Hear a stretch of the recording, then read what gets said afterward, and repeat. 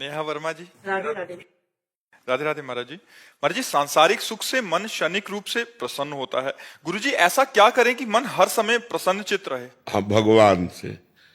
ब्रह्म भूता प्रसन्नात्मा न शोचति न कांक्षति समाः सर्वेषु भूतेषु मद भक्तिम लभते पराम। जो ब्रह्म में स्थित हो जाता है वो अखंड प्रसन्नता को प्राप्त होता है। ब्रह्म भगवान राम, भगवान कृष्ण, जो भी भगवान के रूप हैं जितने, वो सब ब्रह्म रूप हैं। जब हमारा मन भगवान में लग जाता है तो देखो, भगवान की रची हुई माया जनित वस्तुओं की प्राप्ति में जो क्षणिक प्रसन्नता नहीं होती उसे हर्ष कहते हैं। प्रसन्नता नहीं होती उसे हर्ष कहते हैं। जैसे हमारा कोई रिश्तेदार मिला या हमारी कोई प्रिय वस्तु मिल गई, नई गाड़ी आ गई या कुछ भी, तो उसमें एक हर्ष होता है। वो ये द्वंद्व है। गाड़ी मिली, एक्सीडेंट हो गया, अब शोक होगा। व्यक्ति मिला, वो बिछुड़ गया, शोक होगा। वस्तु मिली, वो नष्ट हो गई, शोक होगा। हर्ष का परिणाम शोक है और प्रसन्नता अखंड होती है। वो केवल भगवान से प्राप्त होती है, वो वस्तुओं से नहीं प्राप्त होती। वस्तुओं में प्रसन्नता नहीं है, वस्तुओं में आनंद नहीं, वस्तुओं में हर्ष है, उल्लास है, और ये नष्ट होने वाला होता है। बड़े आनंदित होकर के गाड़ी खरीदी और खूब घूमने जा रहे तो एक्सीडेंट हो गया, अब शोक में बदल गया। लेकिन भगवान से प्यार किया तो भगवान अविनाशी है, भगवान सच्चिदानंद है। वास्तविक प्रसन्नता भगवान से मिलती है।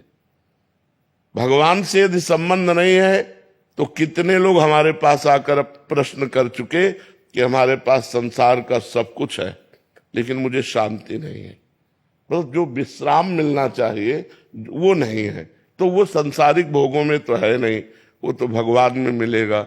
जितना नाम जप करोगे उतना ही प्रसन्न रहोगे, चाहे जैसी परिस्थिति हो। यदि भगवान का भजन नहीं है तो जीवन में प्रसन्नता नहीं आ सकती है, पक्की बात समझ लो। आजकल बहुत लोग डिप्रेशन में जा रहे हैं, अधिकतर लोग डिप्रेशन में जा रहे हैं। क्यों? क्योंकि भगवान का भरोसा नहीं, भगवान का बल नहीं, भगवान का भजन नहीं, गंदा खान पान, गंदा चिंतन, और इतना नकारात्मक चिंतन हो गया कि वो भयभीत बने। डिप्रेशन वाला आदमी हर समय भयभीत रहता है, वो कल्पना कर करके परेशान रहता है।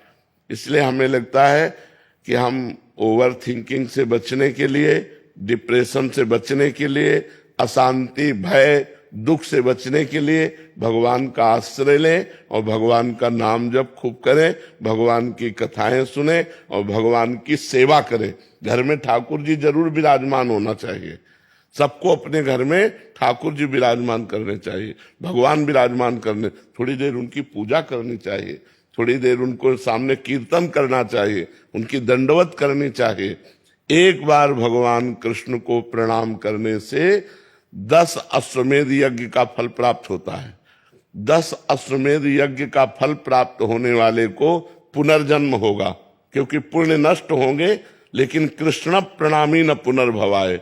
जो भगवान कृष्ण को प्रणाम करता है, महाभारत में लिखा हुआ है, एकोपि कृष्ण कृता प्रणामो दशाश्वमेधा व्रतेन तुल्या दशाश्वमेधि पुनरेपि जन्मो कृष्ण प्रणामी न पुनर्भवाए। 10 अश्वमेध यज्ञ का फल प्राप्त होता है साष्टांग दंडवत करने से भगवान को। 10 अश्वमेध यज्ञ वाला स्वर्ग में पुण्य भोग कर पुनः जन्म लेगा, लेकिन भगवान को प्रणाम करने वाला पुनर्जन्म नहीं लेगा। तो अपने घर में ठाकुर जी विराजमान करे, उनको भोग लगावे, उनकी आरती करे, कीर्तन करे, उनके सामने नाचे, उनके सामने दंडवत करे, हाथ जोड़कर प्रार्थना करे, अभी मंगल हो जाए, अभी आनंद हो जाए।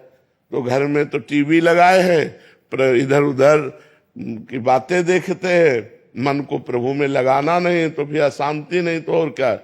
अब जिसको देखो मोबाइल में लगा रहता है, जिसको देखो मोबाइल में लगा रहता है। 1 मिनट भी मोबाइल से अलग रहना पसंद नहीं है कि शांति से बैठकर भगवान का चिंतन कर रहे हैं, शास्त्रों का स्वाध्याय कर रहे हैं, ठाकुर जी की सेवा कर रहे हैं।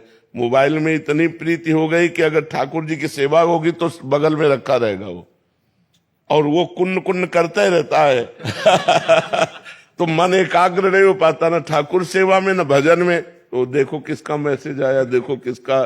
तो इसलिए नाम जप करो, भगवान की सेवा करो।